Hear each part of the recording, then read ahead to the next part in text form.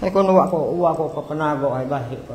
Ginastok-tok na kuno ako. Nataga ang isang magsasaka matapos magbantang tatadtarin nito ang kanyang kinakapatid dahil lamang sa nagkaaberyang thresher sa palayan na kanilang pinagtatrabahuhan sa Rosario Malinaw sa Aklan. Sa panayam ng K5 News FM sa suspect na si Ariel Teodosio na napikon umano ang kanyang stepbrother na si Charlie Main Latore dahil sa bigla na lamang huminto ang kanilang ginagamit na thresher sa palayan na ino-operate ni Teodosio. Kinagabihan parehong nakainom umano ang dalawa. Ngunit bigla na lamang sinugod ng biktima ang sospek sa kanilang bahay na armado ng palang at itak dahilan para magtago si Teodosio. Umuwi ang biktima at saka naman niya sinundan at nang madapa ito ay doon niya natinaga sa likod.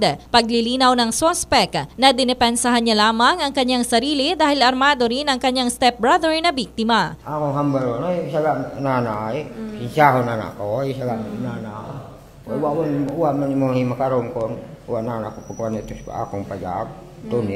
Sa ngayon, kulong ito sa Malinaw PNP at hinihintay pa ang desisyon ng pamilya kung magsasampa ng kaso habang patuloy pang ginagamot sa ospital ang naturang biktima. Balita mula dito sa lalawigan ng Aklan. Ito si K5 Regeline Tornino para sa Kampiyon na Balita, Serbisyo Publiko at Kasiyahan sa Kalibo. K5 News FM.